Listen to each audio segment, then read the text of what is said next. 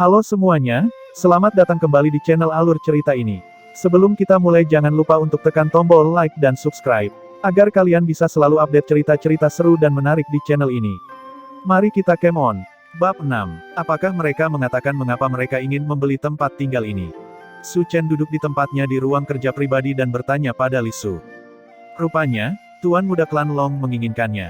Dia mengatakan bahwa seluruh setan mengirim bayi, hanya memengaruhi wanita, bukan pria, jadi dia akan membelinya agar pria bisa tinggal di sana terlebih dahulu. Mungkin jika iblis itu pergi, dia kemudian dapat merombak tempat tinggal dan mendapat untung besar. Sepertinya itu masuk akal, tapi apakah dia sama sekali tidak takut akan hal ini? Lagi pula itu ada hubungannya dengan roh jahat. Mereka mungkin pergi, tapi mereka mungkin juga mengubah cara mereka melakukan sesuatu dan mulai menjejalkan bayi ke dalam perut laki-laki, kan? Su Chen bertanya. Li Su tertawa, ya, itu juga yang kupikirkan. Jika bukan itu masalahnya, mengapa klan Li menyerah di kediaman ini? Mereka takut akan masalah ini pada akhirnya dan ingin keluar lebih awal. Tetapi perwakilan klan Long mengatakan bahwa mereka adalah klan bangsawan garis keturunan dan tidak takut akan hal ini. Jika roh jahat benar-benar mengejar mereka, mereka bersedia melawannya. Tuan Muda, Anda juga sarjana asal Qi dan Anda tidak takut. Jadi apa dasar saya harus memaksa mereka untuk takut akan hal itu? Kata-katanya masih masuk akal, jadi saya tidak bisa bicara banyak. Oh, lalu apakah tidak ada klan bangsawan garis keturunan yang tidak takut? Itu masih berhubungan dengan iblis dan roh jahat pada akhirnya. Jika mereka tidak tahu seberapa dalam akarnya, mereka tidak akan mencoba dan menyentuhnya dengan mudah. Dunia ini sangat luas, dan dipenuhi dengan bajingan dan gelandangan. Jika klan bangsawan Bloodline mengambil risiko yang tidak perlu sepanjang waktu, mereka tidak akan bertahan lama. Klan Long dan aku kebetulan tidak takut pada roh jahat dan bertekad untuk tinggal di sini, ya. Li Su dengan canggung tertawa, Tuan Muda berbeda dari mereka. Dia awalnya hanya menyanjung Su Chen, tapi Su Chen mengangguk. Ya, aku berbeda dari mereka. Jika saya berani datang ke sini, tentu saja saya memiliki sumber kepercayaan diri saya sendiri. Bagaimana dengan klan Long? Mereka juga mungkin berbeda, kan?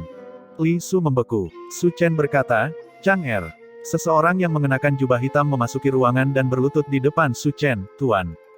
Bandit tidak pernah memiliki banyak integritas sejak awal. Setelah pelatihan, Su Chen tentang dia telah sepenuhnya menjual dirinya ke Su Chen.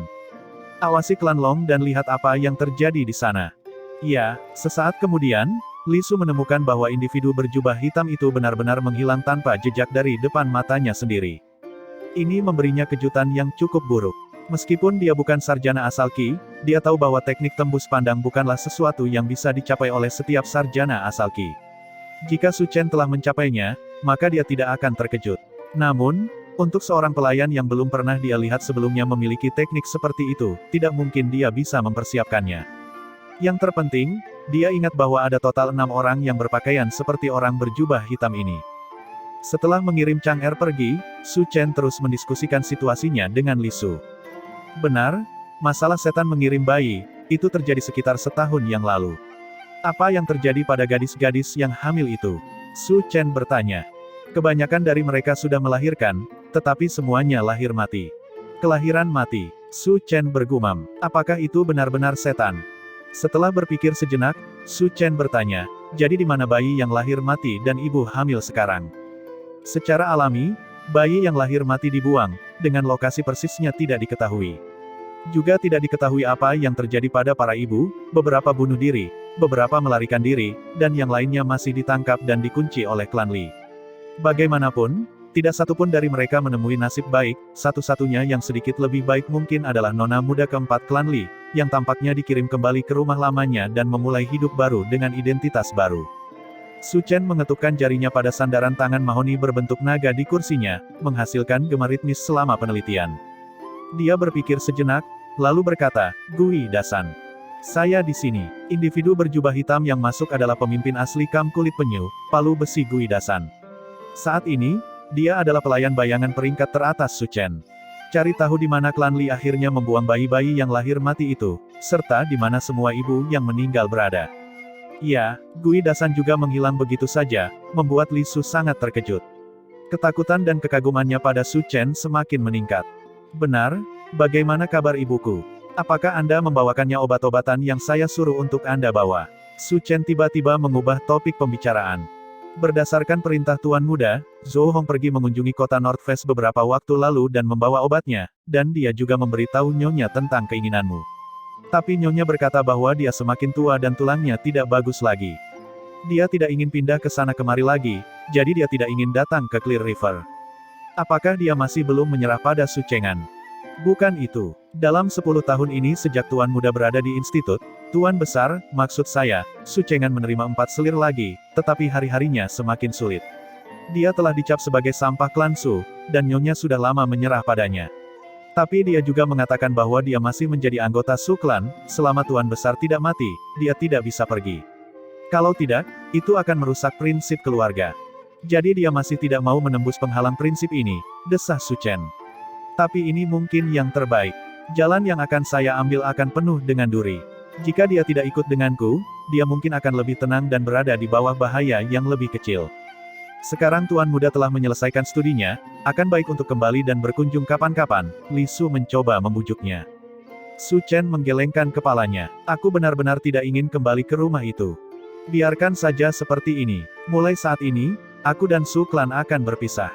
Saya tidak berutang apapun kepada mereka lagi, dan dengan cara ini saya tidak akan melibatkan mereka dalam masalah apapun yang saya timbulkan. Sedangkan untuk Ibu, Li Su, pergilah ke distrik Gu dan belikan tempat untuknya. Beritahu Ibu bahwa setiap pertengahan musim panas aku akan pergi ke sana dan tinggal selama beberapa hari. Jika Ibu merindukanku, dia bisa pergi ke sana dan tinggal selama beberapa hari. Distrik Gu terletak di antara Clear River dan Northwest, lebih ke arah Northwest. Yang paling penting, itu tenang dan menawan, menjadikannya tempat liburan musim panas yang populer. Karena Tang Hongrui tidak ingin meninggalkan Northwest, dia akan membantunya menemukan tempat yang bagus di mana mereka dapat bertemu satu sama lain dari waktu ke waktu. Setelah mengurus masalah keluarganya, dia bertanya lagi tentang bagaimana paviliun Gaharu yang baru didirikan di sini. Setelah memastikan bahwa semuanya beres, Su Chen berkata, "Oke, kamu akan menjadi kepala pelayan di tempat ini mulai hari ini dan seterusnya. Semuanya akan berada di bawah kendali Anda, sementara Mingsu akan bertanggung jawab untuk menangani keamanan internal, dan Zhou Hong akan bertanggung jawab untuk menangani keamanan eksternal." Mingsu dan Zhou Hong telah mencapai alam penarik Qi 8 tahun sebelumnya dan telah menangani keamanan di paviliun Gaharu selama bertahun-tahun. Sekarang, Su Chen baru saja memberi mereka gelar resmi. Selanjutnya, Su Chen mengeluarkan beberapa jurus dan obat-obatan untuk mereka gunakan dalam berkultivasi. Bahkan Li Su mendapat sebotol obat penuaan. Orang-orang ini datang bersama mereka dari Northwest sampai sekarang. Mereka adalah pembantu terpercaya, jadi tentu saja dia harus merawat mereka. Setelah menyelesaikan masalah ini, Su Chen bangkit dan berkata, "Tebing besi, pergi dan siapkan keretanya. Kita akan pergi ke kota. Tuan Muda, Anda akan keluar." "Iya, kita harus pergi ke biro asal dan menyerahkan beberapa dokumen resmi. Meskipun agak merepotkan, kita masih perlu melakukan prosedur yang diperlukan," jawab Su Chen sambil membersihkan dirinya. Bab 7. Biro asal berada di jalan selatan Clear River City. Kereta itu maju terus. Setelah sampai di biro asal, Su Chen turun dari kereta dan menyerahkan suratnya. Dengan sangat cepat, seseorang datang untuk mengantarnya masuk. Orang yang menyapa Su Chen adalah seorang pelayan bernama Chao Zhengjun.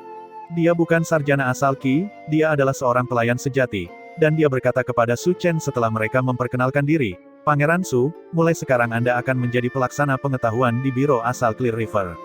Biasanya, Anda harus bertemu kepala kota Liu terlebih dahulu untuk menjabat, tetapi kepala kota Liu pergi 2 hari yang lalu untuk mengurus bisnis dan tidak ada di biro sekarang, jadi Anda harus bertemu dengannya lain kali. Jangan khawatir, begitu kepala kota Liu kembali, saya akan berkunjung. Karena itu masalahnya, Tuan, sebaiknya saya memperkenalkan Anda kepada beberapa orang di biro." "Itu akan baik-baik saja." Mereka berjalan ke aula utama lobi biro, di mana hanya beberapa seniman bela diri yang tersebar. Tidak ada satupun sarjana origin Qi yang hadir. Jika biro asal bertanggung jawab untuk menangani konflik antara sarjana asal Qi, tentu saja mereka perlu memiliki sarjana asal Qi juga. Namun, sebagian besar sarjana asal Qi memiliki status tinggi dan tidak mau dibatasi. Mereka hanya akan datang jika ada urusan yang harus diselesaikan, jika tidak, bagaimana pekerjaan ini bisa digambarkan sebagai tanpa beban. Bahkan Su Chen tidak akan bisa menerima dipaksa untuk datang dan absen setiap hari. Jadi, dalam sebagian besar keadaan, hanya akan ada satu sarjana asal Qi yang bertugas di dalam biro asal. Yang bertugas hari ini bernama Heyu. Dia tahu bahwa Su Chen adalah lulusan dari Hidden Dragon Institute, jadi dia memperlakukan Su Chen dengan sedikit rasa hormat. Keduanya berbicara singkat, memberi Su Chen pemahaman yang luas tentang keadaan di sini. Selain Su Chen, ada total 28 sarjana Origin Ki di Biro Asal, dan 300 body tampering. Kepala kota Liu Wuya berada di alam pembukaan Yang, sementara di bawahnya adalah kultivator pembukaan yang lainnya dan 8 kultivator mendidih darah, dengan sisanya semua adalah kultivator menarik Ki. Clear River City tidak terlalu besar, dan kekuatan ini lebih dari cukup untuk menangani sebagian besar masalah yang muncul. Jika mereka menghadapi musuh yang terlalu kuat, mereka dapat meminta bantuan dari pemerintah Clear River City atau bahkan dari garnisun pasukan terdekat. Biro Asal akan memberikan masing-masing sarjana asal Ki sebuah jimat pemberitahuan. Dalam keadaan normal, ketika tidak ada yang bisa dilakukan, mereka yang tidak bertugas bisa beristirahat selama mereka tidak meninggalkan Clear River City. Jika jimat notifikasi diaktifkan, mereka harus segera beraksi. Semuanya sesuai dengan keinginan Su Chen. Namun sesaat sebelum dia hendak pergi, sebuah insiden kecil terjadi. Seseorang yang tinggi dan berotot tiba-tiba masuk dari luar. Setelah melihat Su Chen, dia bertanya, "Cao Zhengjun, siapa orang ini?" Cao Zhengjun buru-buru menjawab, "Ini pelaksana pengetahuan baru kami." "Pelaksana pengetahuan kita yang baru. Anda Su Chen." Pria galak itu sepertinya menilai Su Chen, matanya berkilat dingin. Setelah menilai Su Chen, dia mendengus, lalu melambaikan lengan bajunya dan pergi. Su Chen bingung dengan sikapnya. Dia bertanya pada Cao Zhengjun, "Orang itu?" Cao Zhengjun berkata dengan suara rendah, "Itu Tuan Yuan, Yuan Liang.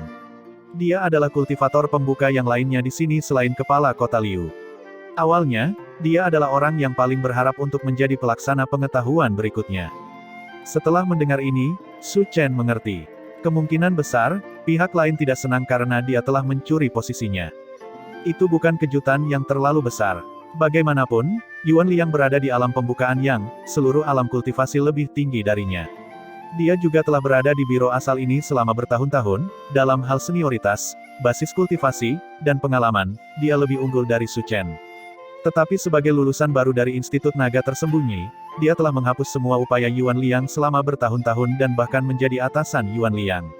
Siapapun akan kesulitan menerima ini. Meskipun bekerja untuk biro asal cukup mudah, dengan semua orang mengurus urusan mereka sendiri, ada juga waktu di mana operasi bersama diperlukan. Pada saat itu, Yuan Liang perlu mendengarkan perintah Su Chen, yang mungkin menusuk ke hati baginya. Su Chen tertawa dingin di dalam hatinya. Apa yang dia kejar bukanlah semacam posisi yang berpengaruh. Jika bukan karena dia harus bekerja untuk negaranya selama 10 tahun setelah lulus, dia bahkan tidak akan datang ke Clear River. Dia tidak peduli apakah Yuan Liang mendengarkannya. Bekerja di biro asal hanya karena tugas. Daya tarik posisi pelaksana pengetahuan bahkan tidak semenarik kerangka yang digali dari istana Suklan. Ketika dia memikirkan hal ini, Su Chen dengan lembut tertawa. Tuan Yuan memiliki temperamen yang berapi-api. Sepertinya garis keturunan keran neraka mempengaruhi suasana hatinya. Tetapi jika seburuk ini meskipun Tuan Yuan hanya memiliki garis keturunan campuran, dia masih perlu fokus untuk mengembangkan kondisi mental dan temperamennya. Cao Zhengjun tertegun. Bagaimana Su Chen tahu bahwa Yuan Liang memiliki garis darah keran neraka? Dan bahwa itu adalah garis keturunan campuran. Ya, karena itu adalah garis keturunan campuran, dan garis keturunan yang dia terima saat dia menjadi kultivator gambar Ki, alam pembukaan yang adalah basis kultivasi Yuan Liang tertinggi yang akan pergi. Dia tidak akan pernah mencapai alam gemetar cahaya. Mungkin karena ini, Yuan Liang menyerah pada kultivasinya, alih-alih berfokus untuk mencoba mendapatkan status sosial. Sayangnya, semua usahanya tidak bisa dibandingkan dengan satu kalimat pun dari si Kei Huang. Selain itu, Su Chen telah menunjukkan nilainya sendiri selama ekspedisi keruntuhan. Secara alami, dia tidak bisa membiarkan Yuan Liang melakukan apa yang dia suka. Setelah Su Chen mengatakan itu, dia keluar dari biro asal, dia telah menyelesaikan orientasinya, dan dia tidak tertarik untuk tinggal di sini lebih lama lagi. Namun, meskipun Yuan Liang telah pergi, dia tetap memperhatikan Su Chen. Su Chen tidak berbicara dengan keras, tapi Yuan Liang masih mendengarnya. Api kemarahan langsung naik di hatinya saat mendengar komentar Su Chen. "Apakah kamu akan berkomentar bahkan tentang temperamenku?" Dia keluar dari biro dan meraih bahu Su Chen. Perebutan ini tampaknya hanya dimaksudkan untuk menahan Su Chen, tetapi energi asal disembunyikan di dalam pukulan itu. Jika Su Chen membiarkan dirinya terperangkap, dia pasti akan terluka. Jika dia mencoba memblokirnya, seluruh lengannya mungkin akan putus. Saat hendak menabrak Su Chen, sosoknya tiba-tiba bergoyang. Dia bahkan tidak berbalik untuk menghadapinya, malah terus maju. Cakar Yuan Liang menyapu udara. Meskipun ini adalah serangan biasa, itu masih dari kultivator pembuka Yang. Yuan Liang segera merasa seperti kehilangan banyak muka ketika pukulannya meleset, dan api amarah di hatinya semakin panas. Cakar lain menyerang, kali ini bersinar merah samar dengan api. Terbukti, Yuan Liang akan bergerak bahkan jika itu berarti menyingkirkan semua kepura-puraan. Kali ini, Su Chen tidak memperlakukannya dengan santai. Dia tiba-tiba meluncurkan pukulan balik, dan cakar serta tinjunya saling menghantam, melepaskan gelombang energi saat tumbukan. Keduanya berpisah. Yuan Liang tidak bergerak, tapi Su Chen terlempar hampir 100 kaki ke belakang. Dia menggenggam tangannya setelah mendapatkan kembali keseimbangannya dan berkata, "Terima kasih banyak kepada Tuan Yuan karena telah mengirim saya pergi, tapi tolong tetap di sini." Su Chen mengucapkan selamat tinggal. Yuan Liang mendengus ketika dia melihat Su Chen dikirim terbang dengan satu cakarnya. "Jangan bertindak sombong jika kamu bahkan tidak bisa memblokir serangan cakar pada 30% dari kekuatanku." Dia hendak mengejar ketika dia tiba-tiba menemukan bahwa kakinya terjebak di tempatnya. Dia menundukkan kepalanya dan menemukan bahwa di beberapa titik, kakinya telah terbungkus es, membekukannya dengan kuat di tempatnya. Su Chen telah menyuruh Yuan Liang untuk tetap diam, dan dia benar-benar berhasil membuat Yuan Liang tidak bisa maju. Meskipun sesaat kemudian, garis darah kera neraka diaktifkan, dan energi asal yang berapi-api mencairkan semua es dan embun beku, Su Chen sudah jauh. Yuan Liang mendengus marah saat dia melirik ke arah yang ditinggalkan Su Chen. Setelah berpikir sejenak, dia memutuskan untuk berhenti mengejar. Bukannya mereka adalah musuh bebuyutan, tidak perlu bagi mereka untuk keluar semua. Tapi Yuan Liang bersumpah bahwa lain kali mereka bertemu, dia akan memberi Su Chen sesuatu untuk dipikirkan. Bab 8, Sengketa. Setelah meninggalkan biro asal, Su Chen tidak terburu-buru untuk kembali. Dia berjalan santai di sekitar jalan. Clear River bukanlah kota besar, tapi tanahnya cukup subur, sehingga warga sipil menjalani kehidupan yang cukup damai. Karena sungai yang jernih mengalir melalui kota, perdagangan menjadi nyaman, sehingga pasar juga cukup ramai. Saat Su Chen berjalan, dia bisa mendengar banyak pedagang menjajakan dagangannya. Yang mengejutkannya adalah fakta bahwa beberapa benar-benar menjual bahan-bahan level sarjana Origin Ki. Meskipun mereka adalah tanaman obat yang relatif umum seperti Golden Hornet Chestnut atau Eight Leaf Laurel, sangat jarang mereka muncul di tangan rakyat jelata. Pantas saja orang mengatakan bahwa wilayah Gagak kaya akan sumber daya alam, memang, banyak tumbuhan obat yang berbeda tumbuh dan berasal dari sini. Karena ini berasal dan didistribusikan oleh rakyat jelata, ramuan obat ini dijual dengan harga yang jauh lebih murah dari biasanya. Beberapa bahkan hanya 1/10 dari harga yang ditemukan di toko tanaman obat di Long Coiling City. Jadi, Su Chen akhirnya membeli beberapa sambil terus menjelajah. Tiba-tiba, Su Chen berhenti dan melirik seorang wanita tua di sebelahnya. Keranjang wanita tua itu berisi rumput Greywire, bahan umum yang digunakan oleh alkemis. Su Chen berjalan mendekat dan bertanya, "Nyonya, berapa harga yang Anda jual untuk rumput Greywire ini?" Wanita tua itu menjawab dengan suara gemetar, "1 perak per tangkai, jika Anda ingin membeli semuanya, 1 tael emas." Wanita tua itu tidak memiliki banyak rumput Greywire, hanya sekitar 10 batang yang tergeletak sendirian di dalam keranjang. Mungkin karena dia tidak berani membawa lebih banyak lagi, dia hanya bersedia membawa bahan-bahan senilai kira-kira 1 tael emas bersamanya, atau mungkin akan ada masalah. Su Chen tertawa dan meraih ke dalam keranjang, mengeluarkan 1 rumput Greywire. "Lihat, rumput Greywire ini memiliki benang perak di sebelahnya, menyiratkan bahwa ia telah sepenuhnya berubah dari rumput Greywire menjadi rumput Silverwire. Rumput Silverwire jauh lebih berharga daripada rumput Greywire, kira-kira 100 kali lipat." Dia meletakkan rumput Silverwire itu dengan hati-hati ke tangan wanita tua itu. "Tangkai ini bernilai setidaknya 10 tael emas. Jangan menjualnya terlalu murah." Wanita tua itu menatapnya, tercengang. Su Chen mengguncang lengan bajunya dan pergi. Wanita tua itu buru-buru berkata, "Terima kasih banyak atas bimbingan Tuan Muda." Namun, dia mengambil keranjangnya dan pergi. Terbukti, harga 10 tael emas ini telah mengejutkan wanita tua itu. Dia tidak berani mencoba dan menjualnya di sini, sebaliknya, dia akan mencari cara lain untuk menjualnya. Orang yang lebih lemah selalu memiliki cara mereka sendiri untuk bertahan hidup. Su Chen tidak mengkhawatirkan wanita tua itu, tetapi teriakannya tentang "Tuan Muda" membuatnya tertawa kecil. Dia terus maju ketika dia tiba-tiba mendengar ledakan keras datang dari belakangnya. Dia berbalik dan melihat gelombang energi bergulir ke arahnya. Sejumlah orang telah terlempar ke udara, seolah-olah mereka terjebak oleh tornado. Setidaknya 10 orang tersapu oleh gelombang energi, termasuk wanita tua itu. Dia membalik di udara, lalu membanting ke tanah. Karena dia sudah tua, hantaman mendadak ini membunuhnya seketika. Tangannya mencengkeram Silverwire Grass dengan erat, bahkan sampai mati. Su Chen menemukan bahwa sumber gelombang energi adalah dua laki-laki, yang saat ini terjerat dalam pertempuran. Keduanya adalah sarjana asal Qi, jadi setiap gerakan mereka dipenuhi dengan kekuatan. Batu beterbangan kemana-mana, dan energi keluar darinya. Siapa yang tahu berapa banyak lagi orang yang akan terpengaruh oleh pertempuran ini atau bahkan terluka di tempat. Namun, keduanya benar-benar mengabaikan lingkungan mereka, terus berjuang untuk isi hati mereka. Mereka bahkan saling mengoceh saat bertengkar. Yu Chengsui, apakah kamu sudah menggunakan semua energimu untuk wanita? Anda ingin melawan saya dengan kekuatan kecil seperti itu? Tutup mulutmu, Sun Mao. Bahkan jika aku menghabisi 10 wanita, aku masih bisa mengalahkanmu. Omong kosong. Saya di sini, tunjukkan bagaimana Anda akan menjatuhkan saya. Serangkaian tinju dan kaki terbang di udara, gelombang energi dari serangan mereka melonjak ke segala arah. Beberapa bisnis mapan juga terpengaruh, pembeli dan pengunjung masih bisa melarikan diri, tetapi mereka yang menjalankan bisnis hanya bisa menutupi kepala mereka dan bertahan, membiarkan gelombang energi mengalir deras melalui toko mereka dan membuat semuanya berantakan. Emosi Su Chen berkobar saat melihat ini. Sebagai pelaksana pengetahuan, dia bertanggung jawab untuk menangani setiap konflik antara sarjana origin Qi. Tetapi bahkan jika tidak, dia tidak mungkin mengabaikan situasi ini. Dia menyerang dengan telapak tangannya pada kedua orang itu. Serangan telapak tangan ini tampak normal, tetapi begitu dilepaskan, kekacauan di sekitarnya menghilang, dan gelombang energi mereda. Su Chen membentak, berkelahi di tengah jalan umum dan melukai orang yang tidak bersalah. Hentikan sekarang juga. Dia tidak pernah menyangka bahwa mereka berdua tiba-tiba berbalik dan berteriak, dari mana bocah ini berasal? Urus-urusanmu sendiri. Mereka secara bersamaan menyerang Su Chen.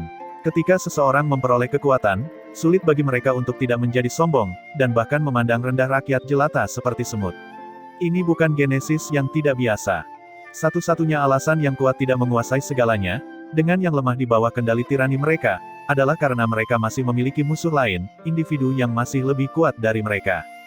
Meski begitu, di zaman sekarang ini, di mana para pengganggu mengamuk, banyak orang memandang rakyat jelata seperti rumput liar dan tidak ragu untuk membunuh mereka. Keduanya jelas tidak terkecuali. Jelas bahwa mereka bukan musuh bebuyutan, namun mereka bersikeras untuk bertarung di pasar yang sibuk ini, sama sekali mengabaikan kerusakan yang akan mereka timbulkan. Sikap mereka cukup tercela. Bahkan ketika Su Chen mencoba menghentikan mereka, mereka langsung menyerang. Jejak niat membunuh melintas di mata Su Chen. Apakah kamu ingin mati? Masih ada orang di belakangnya, jadi dia tidak berusaha menghindari dua pukulan ini. Sebagai gantinya, dia mengaktifkan tubuh pertempuran adamantin dan dengan paksa menahan pukulan, lalu memberi isyarat saat erupting elang api terbang dan menabrak Yu Chengsui. Dia dengan hati-hati mengontrol output daya sehingga tidak ada fluktuasi energi yang jelas, tetapi semua energi terkandung di dalam tubuh elang api. Yu Chengsui menggeram dan menyerang dengan telapak tangannya, sebuah bayangan, cahaya dingin berkumpul di sana sebelum ditembakkan ke arah elang api. Saat kedua pukulan itu berdampak, cahaya bayangan Yu Chengsui langsung dinetralkan, tetapi elang api terus maju ke arah Yu Chengsui. Sialan, Yu Chengsui mengutuk. Dia melompat ke udara, tidak peduli apa yang mungkin terjadi jika pukulan Su Chen mendarat di tempat lain. Selama dia melarikan diri, semuanya baik-baik saja. Elang api terbang lewat di bawahnya. Namun, ketika dia berpikir dia telah menghindari pukulan itu, dia merasakan panas yang hebat di punggungnya. Dia secara naluriah mengumpulkan seluruh energinya di punggungnya, tetapi dengan suara yang keras, elang api telah menghantamnya. Nyala api segera menelan Yu Chengsui, menyebabkan dia melolong kesakitan. Su Chen mengabaikannya. Bagaimanapun, orang ini adalah sarjana origin Qi, itu tidak akan cukup untuk membunuhnya. Sun Mao telah menyerang ke depan saat ini, sekarang memegang belati tersembunyi yang dia tusuk di sisi kiri punggung kecil Su Chen. Su Chen mencakar di belakangnya, meraih pergelangan tangan Sun Mao. Keduanya berjuang sebentar, dengan Sun Mao tidak dapat melepaskan diri, membiarkan Su Chen mendaratkan tendangan keras ke tempurung lutut Sun Mao. Sun Mao berteriak kesakitan dan berlutut. Kamu tahu sekarang untuk berlutut dan meminta maaf. Su Chen tertawa. Dia melambaikan tangan kanannya, dan erupting elang api lainnya menghantam Yu Chengsui, yang baru saja berdiri. Secara bersamaan, dia memutar tangan kirinya, membalikkan Sun Mao dan menangkapnya. Kamu, teriak Sun Mao dengan keras. Tepi hitam mulai berkumpul di tangan kirinya, yang dia tusuk ke arah Su Chen. Jab pembasmiannya cukup kuat, tetapi menghabiskan terlalu banyak energi, jadi dia tidak mau menggunakannya dengan santai. Dia tidak menggunakannya dalam pertempuran sebelumnya dengan Yu Chengsui, tetapi pada titik ini dia mempertaruhkan semuanya. Sayangnya, serangan jari ini menghantam tangan kanan Sun Mao sendiri. Su Chen menarik lengan Sun Mao, menggunakannya sebagai tameng untuk mempertahankan diri. Petik 2 tanda seru petik 2. Sun Mao melolong kesakitan. Lengan kanannya tiba-tiba berubah menjadi tumpukan daging yang hancur. Betapa kejamnya. Alis Su Chen melonjak. Tusukan ini benar-benar tidak lemah, jika dia terkena serangan itu, dia akan terluka parah bahkan jika lengannya tidak direduksi menjadi seperti ini. Bab 9. Meski telah ditangkap, sikap kejam Sun Mao tidak berubah. Dia berteriak keras, "Bajingan! Bajingan! Kamu berani ikut campur dalam urusanku dan bahkan menghancurkan lenganku. Kamu akan mati. Mati, kau mendengarku." Yu Chengsui telah berdiri lagi. Seluruh tubuhnya dipenuhi luka bakar, tapi dia menatap Su Chen dengan marah. "Kamu berani menyerang kami. Apakah kamu tahu siapa kami?" "Mungkin Anda harus bertanya dulu siapa saya," jawab Su Chen. Dia mengeluarkan liontin giok dan mengayunkannya di depan mereka. "Saya Su Chen, pelaksana pengetahuan baru dari Clear River City. Kalian berkelahi di pasar umum dan melukai banyak orang yang tidak bersalah. Aku akan membawamu ke tahanan sekarang." Keduanya berhenti setelah mendengar bahwa Su Chen adalah pelaksana pengetahuan. Tapi itu tidak membuat mereka takut. Sebaliknya, ekspresi sengit muncul di kedua wajah mereka. Yu Chengsui berkata langsung, "Jadi, Anda adalah pelaksana pengetahuan yang baru. Tidak heran Anda ikut campur. Tapi Tuan Su, apakah Anda tidak meluangkan waktu untuk menyelidiki urusan siapa yang dapat Anda campuri dan siapa yang tidak?" "Oh, saya tidak tahu bahwa tugas pelaksana Biro Pengetahuan asal termasuk memilih target." "Tentu saja, kamu perlu memilih target. Beberapa orang yang seharusnya tidak Anda ganggu." Yu Chengsui berkata dengan keras, "Pernahkah Anda mendengar tentang 10 klan bangsawan garis darah Clear River City? Saya berasal dari salah satu klan itu, klan Lian. Jika Anda dengan bijaksana membiarkan kami pergi, kami bisa berpura-pura hal ini tidak pernah terjadi." "Sama sekali tidak," teriak Sun Mao histeris. "Dia merusak lenganku, dia harus mati. Mati." Yu Chengsui meliriknya dengan jijik. "Kamu tidak menahan diri terhadapnya itu adalah masalahmu. Aku tidak punya waktu untuk bermain-main denganmu." Saat dia berbicara, dia berbalik untuk pergi. Dia benar-benar mengabaikan Su Chen, baginya, hasilnya telah diselesaikan segera setelah dia menyebutkan bahwa dia berasal dari klan Lian. Inilah mengapa sosok Yu Chengsui tampak membeku ketika Su Chen berkata, "Apakah saya mengatakan Anda bisa pergi?" Dia berbalik dan menatap Su Chen, kilatan baja di matanya. "Apa, kamu masih ingin terus menyinggung klan Lian? Kamu terlalu banyak bicara." Su Chen melambaikan tangannya. Tentakel udara terbang ke depan, membungkus Yu Chengsui dan menyeretnya kembali. Adapun Sun Miao, dia terus melolong, tetapi Su Chen menjatuhkannya dengan satu pukulan, lalu pergi, menyeret mereka masing-masing dengan satu tangan. Para penduduk yang melihat tampaknya tidak senang, sebaliknya, kekhawatiran tertulis di seluruh wajah mereka. Terbukti, mereka merasa cemas untuk Su Chen. Seseorang bahkan berkata, "Satu lagi yang sial." Yu Chengsui melolong, "Kamu berani menyinggung 2 klan bangsawan garis darah sekaligus. Kami akan memberi Anda sesuatu untuk dipikirkan. Posisi Anda sebagai pelaksana pengetahuan akan berumur pendek. Karena sarjana Origin Ki memiliki kekuatan yang jauh lebih besar daripada rakyat jelata, mereka seringkali berada di atas hukum. Lupakan tentang menyakiti orang yang tidak bersalah saat bertempur di jalanan, bahkan membunuh orang lain di depan umum adalah genesis yang relatif umum. Meskipun pemerintah berusaha menekan genesis seperti itu dengan menangkap pel hutangnya, seringkali tidak terjadi apa-apa. Pemerintah terutama ada di sana untuk mengendalikan keadaan dan memastikan mereka tidak meningkat terlalu banyak. Selama pelanggarannya tidak sebesar itu, mereka biasanya akan melihat ke arah lain. Namun terlepas dari itu, pemerintah tetaplah pemerintah. Jika pemerintah tidak dapat menangkap Anda, maka Anda dapat melakukan sesuka Anda. Tetapi jika Anda tertangkap, Anda sebaiknya patuh. Jadi, ketika Yu Chengsui mengatakan itu, minat Su Chen terusik. Apakah klan bangsawan garis keturunan berani menyerbu biro asal? Dapat dimengerti bahwa mereka memiliki pengaruh yang cukup besar di sini. Tetapi tidak peduli seberapa besar pengaruh yang mereka miliki, mereka tidak dapat mengabaikan pemerintah.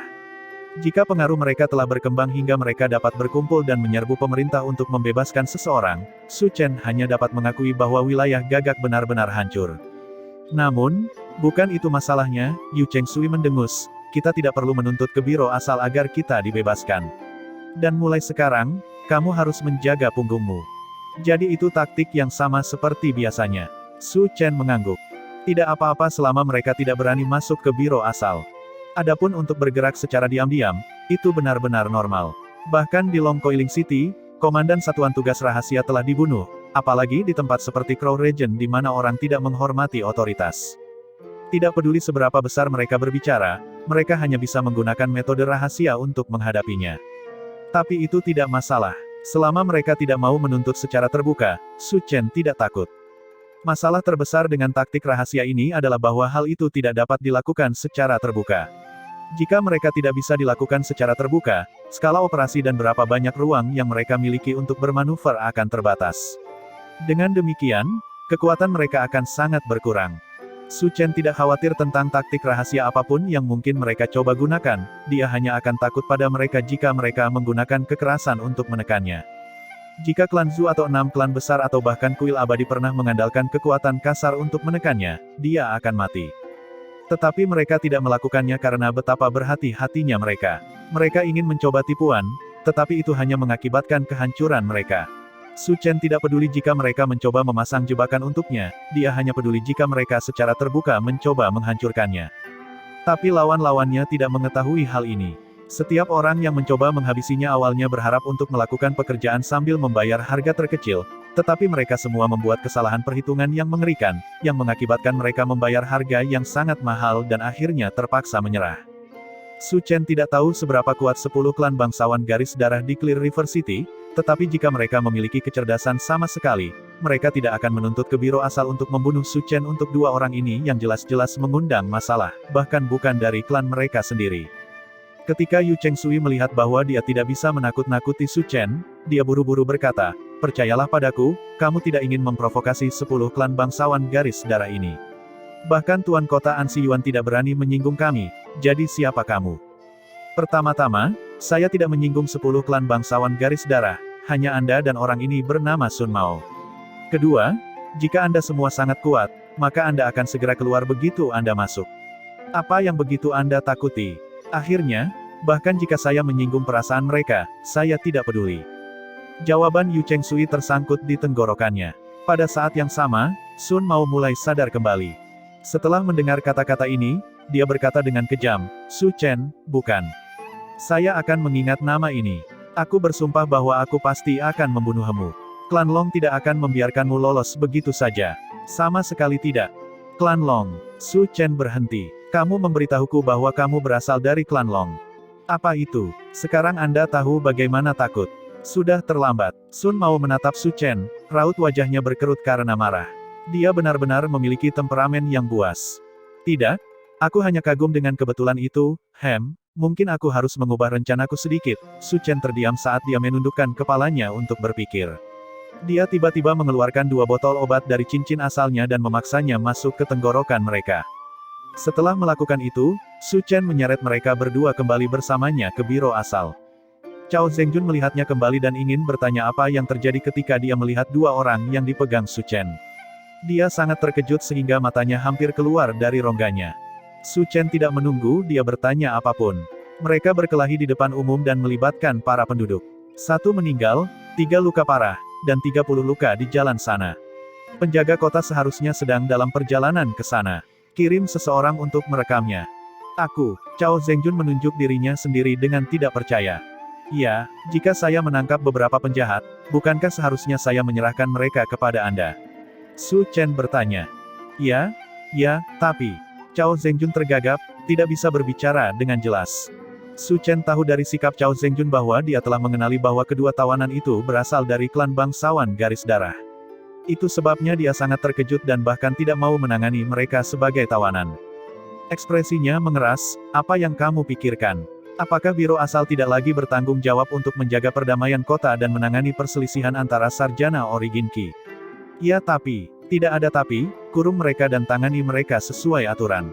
Su Chen melemparkan kedua tawanan itu dan kemudian pergi. Bab 10. Setelah menyerahkan 2 sarjana asal Qi ke biro asal, Su Chen kembali ke kediamannya. Dia baru saja tiba ketika Li Su datang untuk menyambutnya. Kami telah menemukan mayat bayi yang lahir mati itu. Oh, minat Su Chen terusik. Ayo pergi dan lihat. Segera, Su Chen berdiri di depan lubang tanah. Mereka berada di daerah terpencil di luar Clear River City.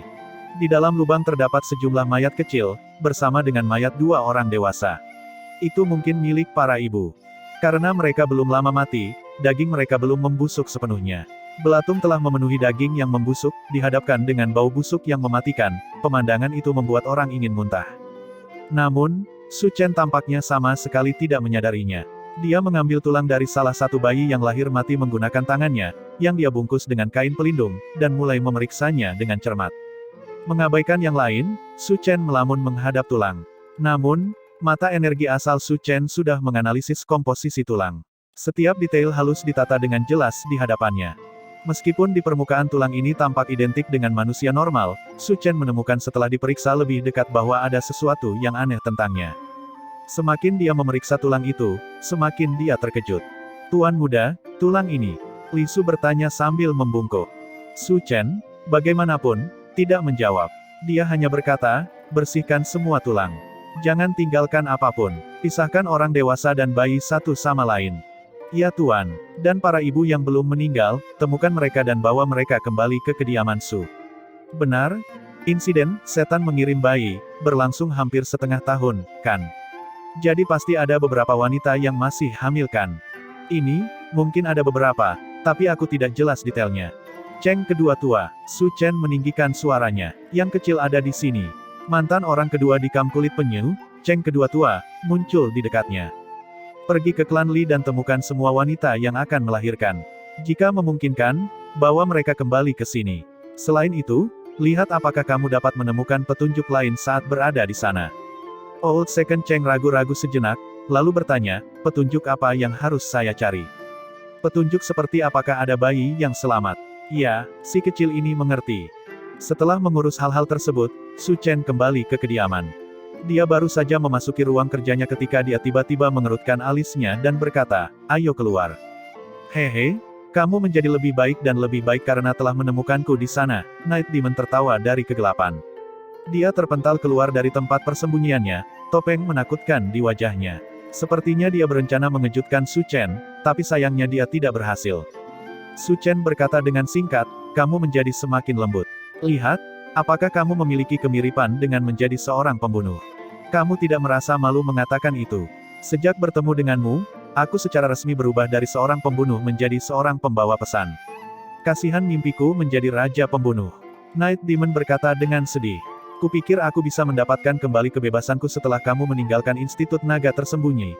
Tetapi siapa yang tahu bahwa kamu juga akan memanggilku ke Clear River City. Hei, apa menurutmu aku atasan pribadimu atau semacamnya? Membawaku bersamamu kemanapun kau pergi. Kebanyakan orang akan memperebutkan pekerjaan ini, tetapi Anda tidak menginginkannya. Kamu begitu bertekad untuk menjadi seorang pembunuh, apa menurutmu kamu tidak akan mati? Night Demon memalingkan wajahnya dengan jijik. Oke, katakan padaku apa yang kamu inginkan. Su Chen duduk di tempat biasanya. Tidak ada, sungguh. Para petinggi ingin saya berdiskusi dengan Anda tentang obat-obatan yang menenangkan roh. Kamu masih ingin aku membuatnya lebih cepat? Su Chen bertanya. Su Chen dan Kuil Abadi telah menetapkan tarif 200 botol setahun. Sampai saat ini, Su Chen telah menyerahkan 1.200 botol obat. Pada kenyataannya, pada tingkat keahliannya saat ini, tingkat kegagalannya saat meramu obat-obatan menenangkan roh pada dasarnya tidak ada. Jika dia benar-benar menginginkannya, dia dapat dengan cepat menghabiskan sisa 1.800 botol obat dan membayar utangnya. Tapi Su Chen sangat menyadari manfaat berhutang pada seseorang. Selama dia berutang sesuatu pada Kuil Abadi, mereka tidak akan menekannya dengan tidak adil, dan mereka akan memperlakukannya dengan lebih hormat. Secara alami, tidak mungkin dia akan mencoba dan keluar dari hutang lebih cepat sendiri. Night Demon berkata, bukan itu masalahnya. Anda juga tahu bahwa dalam 6 tahun terakhir ini, Anda telah meramu total 1.200 obat penawar roh. 1.200. Ini adalah obat tingkat langka. Kuil Abadi tidak tahu apa yang harus dilakukan dengan begitu banyak sekaligus. Kamu bisa menjualnya jika kamu tidak tahu untuk apa menggunakannya. Kamu bisa mengatakan itu, tapi tidakkah menurutmu menggunakan bahan tingkat legendaris untuk membuat obat tingkat langka agak sia-sia? Tentu saja, Jumlah obat yang bisa Anda buat akan bertambah, sehingga keuntungan total tidak akan banyak berubah. Tetapi ada beberapa hal yang memiliki harga namun tidak dapat dibeli. Su Chen mengerti apa yang dia maksud. Dia tertawa, sepertinya atasanmu punya beberapa ide dan permintaan baru. Jadi ada terlalu banyak obat penenang roh. Apa? Apakah kalian semua bosan meminumnya? Itu cukup normal. Night Demon menjatuhkan dirinya ke meja Su Chen. Jika kita terus membuatnya dengan 200 vial setahun, kita akan memiliki cukup obat tingkat langka untuk setiap orang dalam organisasi untuk memilikinya. Anda seharusnya memperhatikan beberapa tahun terakhir ini bahwa kuil abadi telah menyerah untuk menyiksa manusia sejak lama. Semua orang hanya ingin menjalani kehidupan yang baik. Gumam Su Chen, tidak setuju atau tidak setuju dengannya. Setelah insiden dengan Marenzen, dia sangat jelas bahwa kuil abadi tidak bersatu. Ada orang-orang di organisasi yang hanya ingin menjalani kehidupan yang baik, dan ada juga yang kejam, keji, dan tanpa ampun. Jadi atasan ingin aku membuat kesepakatan denganmu dan memintamu membuat beberapa obat yang berbeda. Kami tidak akan meminta Anda untuk membuat obat apapun yang dapat menyebabkan kerusakan skala besar, tetapi kami menginginkan beberapa obat yang sesuai dengan kelangkaan bahan seperti bunga roh mayat. Hanya master alkemis yang bisa membuat itu. Alkemis terhormat berbakat juga bisa melakukannya. Dan berdasarkan penyelidikan kami, Anda seharusnya sudah mencapai level itu, bukan? Kamu hanya belum mengikuti tes resmi, kata Night Demon sambil tersenyum. Su Chen mendengus. Penyelidikan apa? Kamu baru saja menemukan 2 botol obat frenzy tingkat tinggi yang baru saja aku jual. Obat frenzy tingkat tinggi hanya bisa dibuat oleh alkemis terkemuka, dan itu mengambil jalan yang berbeda dari obat sobering roh. Jika Su Chen bisa mengarang itu, maka dia pasti telah mencapai tingkat keahlian seorang alkemis terhormat. Tidak peduli seberapa buta kuil abadi itu, mereka setidaknya harus mengenali poin ini. Night Demon terkikik. Jadi, kamu tidak pernah berencana untuk merahasiakannya. Mungkin bahkan penampilanku di sini semuanya ada dalam perhitunganmu. Oh, kecerdasanmu tampaknya telah meningkat. Su Chen terkejut. Senyum Night Demon segera menghilang. Diam, kami bersaudara, jadi beritahu saya apakah Anda akan melakukannya atau tidak. Apa yang kamu inginkan? Obat pelapukan darah tingkat tinggi, obat jiwa kacau, dan obat roh jernih. Su Chen mengerutkan alisnya. Obat pelapukan darah adalah racun. Tapi itu tidak bisa melakukan kerusakan berskala besar. Night Demon sepertinya sudah siap untuk ini. Kamu tidak bisa mengharapkan kuil abadi untuk selalu menjadi orang baik. Kami masih perlu melakukan beberapa tindakan ofensif. Poin unik obat pelapukan darah tingkat tinggi adalah ia membatasi kekuatan garis keturunan seseorang, tetapi itu tidak akan membunuh mereka. Obat pelapukan darah yang dibuat dengan bunga roh mayat hanya sedikit lebih manjur, jadi akan lebih efektif melawan target tingkat tinggi. Tapi bagi kalian, orang dengan kekuatan garis keturunan yang ditekan adalah orang mati. Menggunakan obat penenang roh untuk memperkuat diri sendiri juga merupakan cara untuk membunuh lawan, jawab Night Demon dengan cepat. Sepertinya kamu sudah siap untuk semua ini. Anda memiliki jawaban untuk setiap kekhawatiran saya. Night Demon terkikik. Kami telah menukar pemimpin yang jauh lebih pintar. Kalimat ini mengungkap sifat aslinya. Lalu bagaimana dengan obat jiwa kacau? Anda dapat menggunakannya untuk mengontrol kesadaran target Anda. Untuk apa kau menginginkan itu? Apakah Anda berencana menargetkan pejabat tinggi kekaisaran, menunggu kesempatan untuk memberontak? Kami hanya memiliki target yang sangat khusus yang ingin kami tangani, tetapi itu pasti tidak akan membuat umat manusia menjadi kacau. Ini agar kita bisa mendapatkan beberapa manfaat, seperti sebelumnya. Jika Anda tidak mempercayai kami, Anda dapat bergabung dengan kami dalam upaya ini, jawab Night Demon. Setelah mendengar ini, Su Chen bingung. Sepertinya kuil abadi benar-benar telah memilih seseorang dengan otak untuk memimpin pasukan kali ini.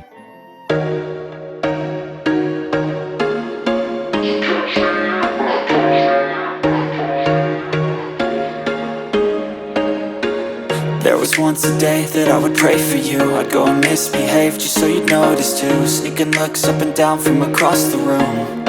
Damn, what a hell of a